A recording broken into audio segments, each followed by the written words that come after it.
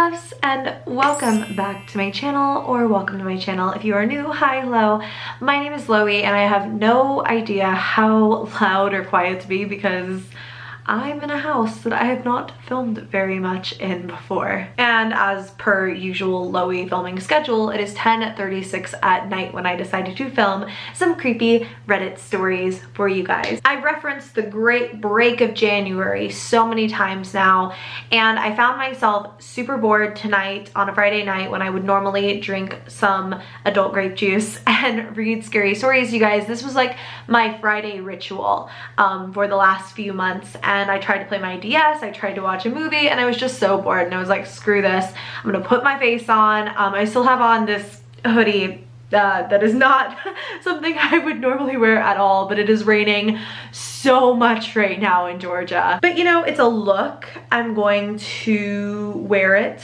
like I know what I'm doing. I never wear anything with camo on it, like real camo, and I never wear anything with like deer heads on them, I guess. I'm a little chatty Cathy today. This place is a total train wreck. I have a piece of the guinea pig's cage back there. I kept them in here for like 2 seconds and decided I wanted them in my downstairs guest room instead, just because the doors aren't super secure on this room and I just didn't feel comfortable with like the tiny zoo that I have running around. There is like a little fire hydrant alarm what thing beeping off in the background, and I can't get to it because I don't have a chair to get to it. Somebody on Twitter said to throw a shoe at it, someone else said to hit it with a broom, and I'm just like, I respect this house. So in case you can't tell, I am in Georgia, and yeah, I'm just really happy to be here. I feel really at home. I really still love LA, and I love the prospect of being here and in LA, here surrounded by my family, here where my brother is so happy. LA was so hard on him as someone who came from a small town and didn't do the kind of traveling and the kind of, you know, moving around that I did. Being in a place where my animals can go outside all of the time and just exist in like greenery and nature, and I can keep my horse like 10 minutes away from me. I love being here, and I also love LA, and I'm really excited for this change. I feel like it's the best thing I could have possibly done for myself, and I hope you guys are excited too. So in case you can't tell, I'm in really good spirits right now. I love you guys. I'm happy to be here this Friday night drinking my water now. This is not adult grape juice. I switched over to water with some meadow, and we are going to read this list I found on Bustle of these terrifying Reddit stories, and I really thought these were some of the creepiest I'd heard in a long time. This one is by the Reddit user, I think Noogie Woogie, and it's called Then Who Was on the Phone? I was alone in the house. An unknown number called me, and I could hear the same TV show I was watching. I kept saying hello, and my voice would echo back. I thought it was just one of those broken calls where you can hear your mic feedback, but what happened next creeped me out. Right before I put down the call, I heard a voice whispering, "Goodbye, good night." I stared at the phone, confused of what had happened. Then I said hello again. The static and the echo disappeared. It was all quiet then suddenly. Hi. I have so many chills, you guys. There's like a storm out. Like, I wonder if you guys can see this. I always say I have chills and then you can never see them on my arm, but the wind is like rushing past my house because we're kind of experiencing some bad weather right now. That just gave me such terrible chills. I put down the phone, turned off the TV, and ran to bed.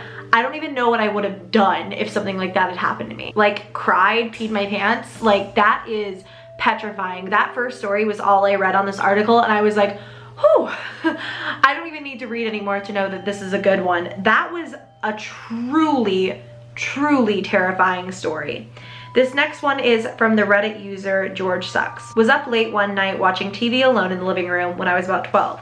Heard my dog growling in the kitchen. Sometimes he does that whenever he sees something in the backyard. A cat, a squirrel, a plastic bag blowing in the wind, the moon, whatever. So I go to investigate and see him standing at the door with the hair on the back of his neck standing way up. It's the middle of the night and the back porch light is on, which isn't enough to really light up the whole yard. I look off towards the shed to scan around it. Nothing. Then my eyes drift upwards, towards the tree that hangs over the shed. There's some dark, undefined shape in the tree, and the instant my eyes fix on it, it quickly floats up like a wisp of smoke, being blown away and disappears into the backdrop of the night sky. No sound whatsoever. no flapping of wings, not even the rustling of branches. My dog goes insane and starts barking at it. He's still right in front of the door, so I reach forward and grab his collar, yank him inside, and book it out of the kitchen. I wake my mom up, blabbering about some dark-haired cloud in the tree, but she's fast asleep. To this day, I have no idea what it could have been. I said dark-haired cloud, it's just dark cloud. But I felt like I couldn't even redo that take. That was a lot. This next one is from London Below. I can't remember whether I have shared this story on Reddit before, but whatever, I'll retype it. I don't believe in the paranormal, but something went down at a place I used to live about a year ago that I still can't explain. It was part of an old Victorian house that got split into 4 smaller apartments. Each apartment had really nice high ceilings and its own laundry room. Our laundry room was the only one that had attic access. Not like the usual pull down stairs or anything. We're talking like 3x3 square cut out of the ceiling, held up by 2 long planks on the attic side that were nailed into it. Inside the attic, there were 2 beams that were nailed along the outside of the hole to keep the square in place. In order to get into the attic, you would have to completely lift the square of the 2 beams and push or twist it to the side. A couple of months after we moved in, we noticed that the attic access was open, like perched crookedly across the runner beams. We figured someone went in there to inspect it right before we moved in and forgot to close it, and it just took us a while to notice. We tried to close it and couldn't on our own. We didn't have a ladder, and there was nothing besides the washer and dryer to stand on, which didn't make us, or even our 6'3" downstairs neighbor, tall enough to get it shut. So we had to pile boxes and a bunch of stuff up to hold it still while our neighbor climbed precariously up and shut it. Fast forward another few months and I was out of the apartment hanging out at my boyfriend's place. I got a frantic call from my roommate saying she'd heard a whoomp noise and went to check it out, and the attic was hanging open again.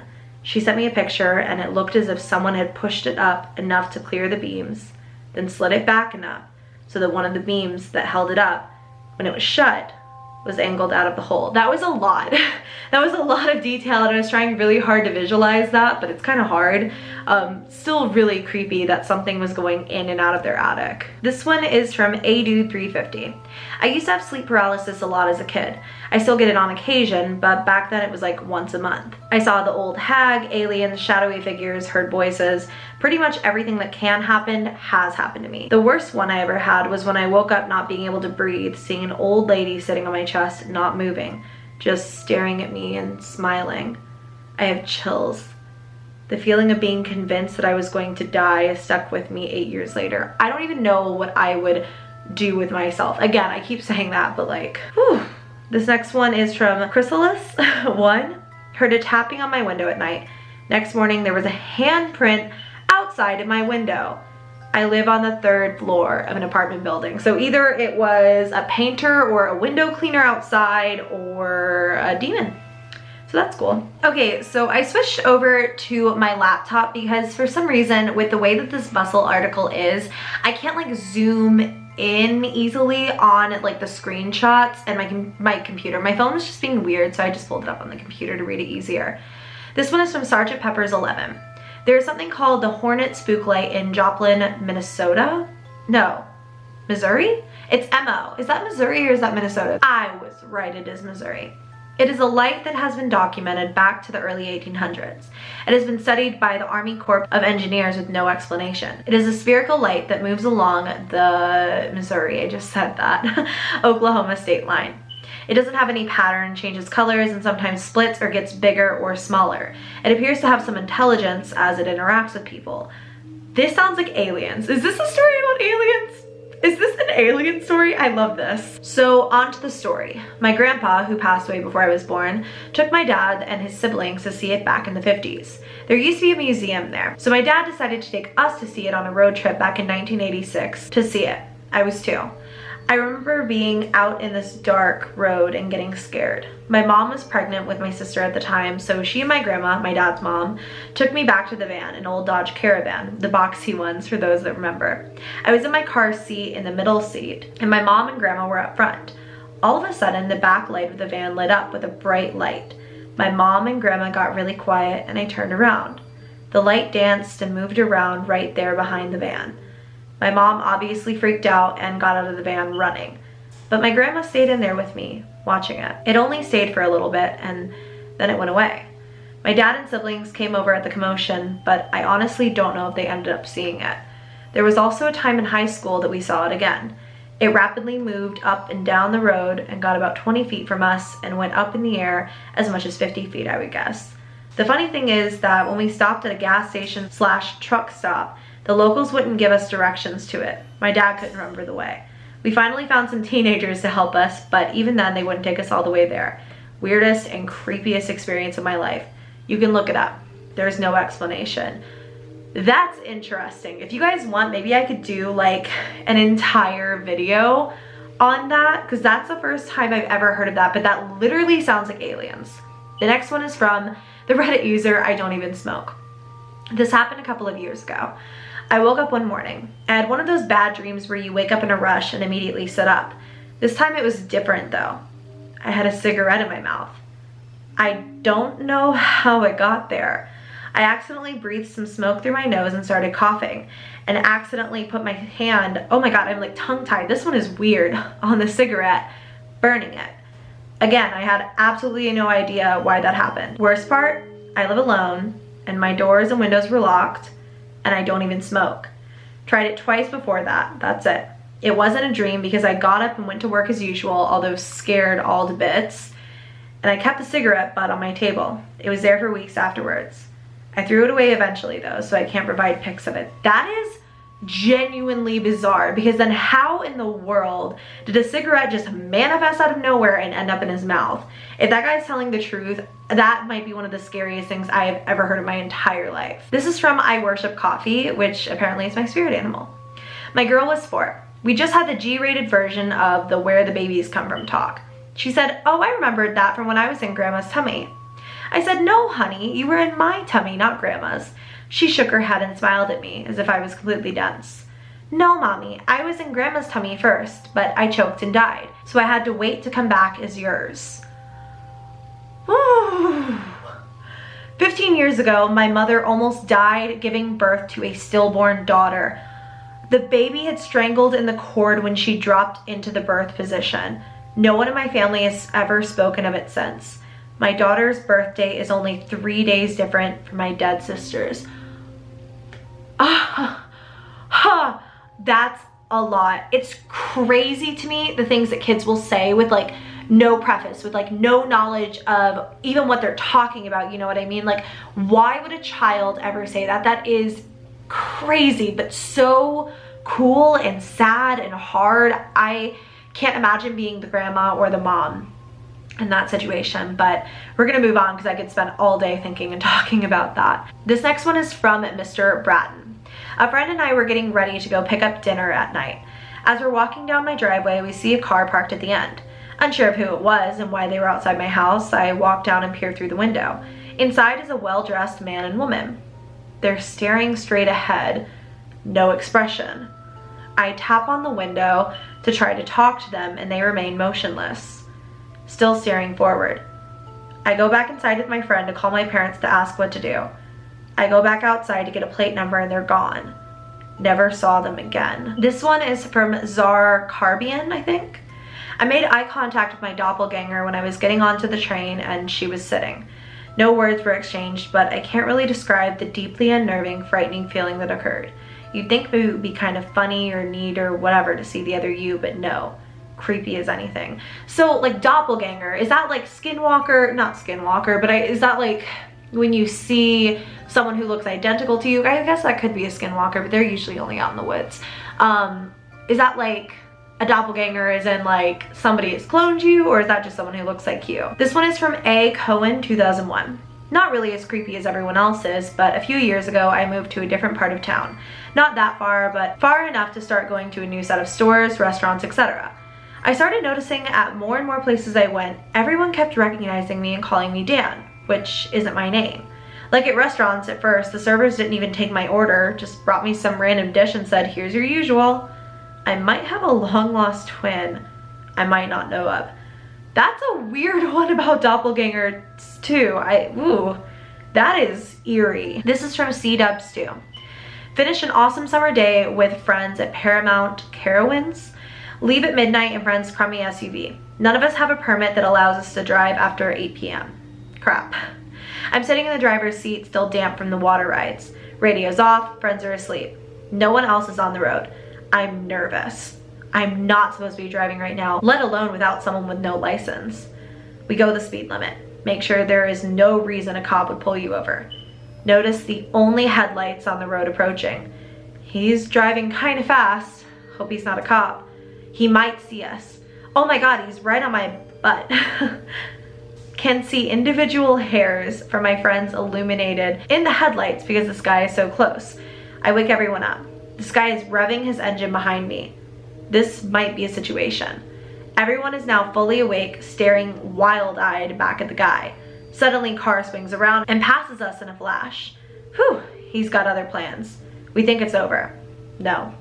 Taillights go bright in the distance. He's pulled over to the side of the road.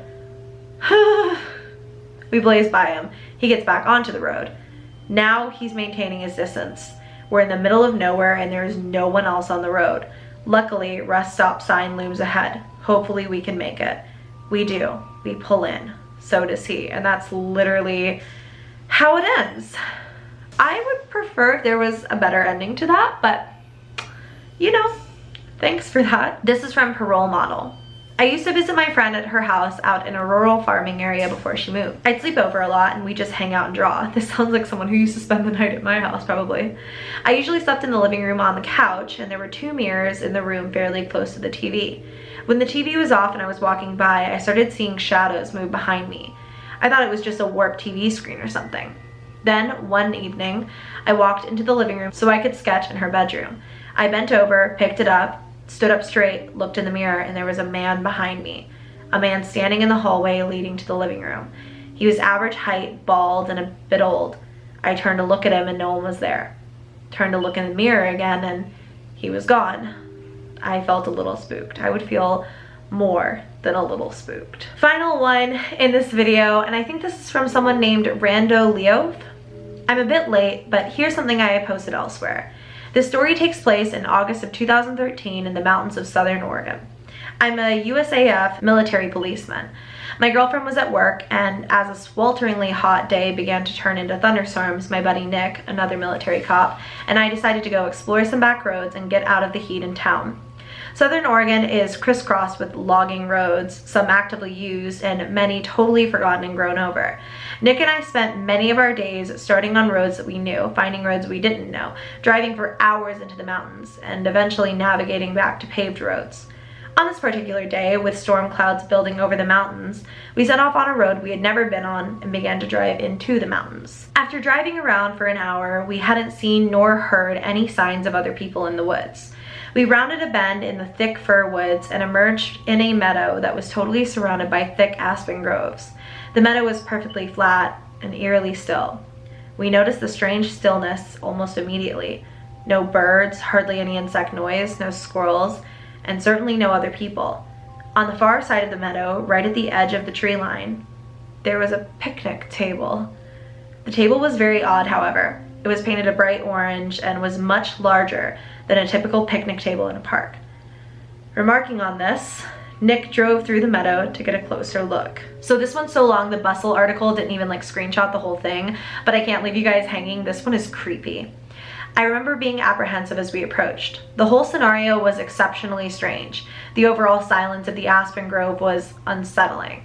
Also, it was nearly impossible to see that far into the trees as the aspens grow out extremely close together. When we parked by the table, I hopped out of the passenger seat of the truck to check it out. I'm not very tall, only about 5'5". Regardless, the table was ridiculously oversized and practically unusable. The seats were nearly at chest level, meaning I would have to climb up to even sit on them. What is this? As I was looking at the table, Nick called me over to the truck, and I noticed he was looking back out into the aspens. At first, I couldn't see what he was looking at, but then I noticed a splash of color that was completely out of place in the thick trees. A small one-man tent was set back in the trees, about 50 feet from the strange table. I had an initial feeling of dread and felt certain that there was someone in the tent, and if we could see the tent, they could see us. There were no campgrounds in the area, no people, no main roads for miles. Surely someone camping so remotely would be, at the very least, a strange person. However, as we observed the tent, we didn't see any movement or hear any sounds coming from it. Nick suggested I call out. I didn't want to, but I did. "Hey, anyone in there?" I yelled. No reply. Feeling completely on edge, Nick and I thought about driving away and leaving this strange area, but we began to fear the worst. What if there was a body in the tent? What if somebody had gotten kidnapped? Foolish, I know, but we thought it all the same. After some debate, we decided to have Nick turn the truck around and drive away from the camp. With my heart pounding, I started walking through the trees towards the tent. I was totally keyed up with my senses on full alert. When I reached the campsite, several things struck me as odd. Backpacks were scattered all over. No fire had been built, no wood collected. The tent was literally full of backpacks and women's clothing. Full of dread, I turned to leave and tell Nick what I had seen. As I left, I heard Nick start yelling, "Let's go, let's get out of here." Not knowing why he was yelling, I ran back to the truck. When I broke out of the trees, I saw a beat-up old Ford Taurus on the road blocking us from leaving the meadow. I immediately leapt into the passenger seat and Nick floored the gas pedal.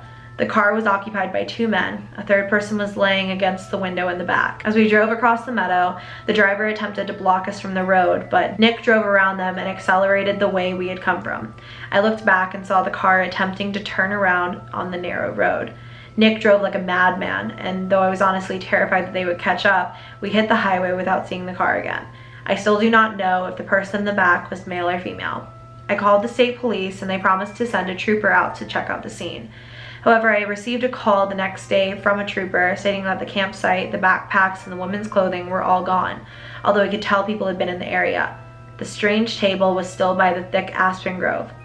I have not returned to the area and I do not intend to. Okay, that last one was a lot. This video got a little bit more lengthy than I thought it would, so sorry in advance to my editor, but that was really, really weird, that last one. That was a lot, and I kept getting really tongue-tied because I was so freaked out. I started like getting anxiety reading that one. Let me know which one of these stories were you guys' favorites. Let me know if you have any requests for future stories that I should read.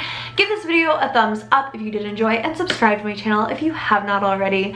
I love you guys so much, and I will catch you in the next video. Bye!